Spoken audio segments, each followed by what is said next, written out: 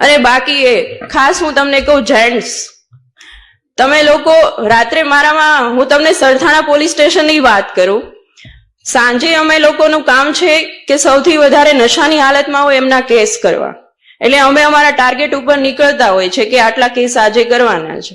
એમાંથી 15 છોકરા લાવ્યા હોય, એમાંથી 10 છોકરા પટેલ સમાજના હોય છે. આ વસ્તુ વિચારવાની વાત છે. મને જોઈને બહુ દુઃખ થાય છે કે અને પછી તમે હાથ જોડો છો આવીને કે સાહેબ તમે તો પટેલ છો, તમે તો સમજો. મને કોઈક આવું કે ને એટલે મને વધારે ગુસ્સો આવે છે અને હું એમ કહું છું એને કોઈ પણની ભલામણ આવે, કોઈ પણની ભલામણ આવે, પણ મારા પટેલ સમાજને તમારે છોડવાનો નથી. એક રાતી અંદર લોકઅપમાં રહેશે ને તો એને ખ્યાલ આવશે કે આ વસ્તુ ન કરાય. ખૂબ વિચારવાની વાત છે. મારે મતલબ અત્યારે સમાજના તમામ વ્યક્તિ બેઠા છે એટલે હું કહેવા માંગુ છું કે આ વસ્તુ વિચારવાની વાત છે. શું કામ આવું કરો છો?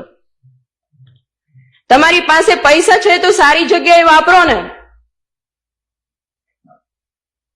અને જે સાયબર ફ્રોડના કેસ આવે છે એમાં 50% પટેલ સમાજ હોય છે.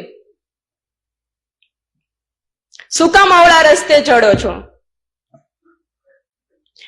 પટેલ સમાજે આટલી નામના મેળવી છે, આટલું આગળ વધ્યા છે, તો શું કામ આવી રીતે પતન તરફ જવાનું?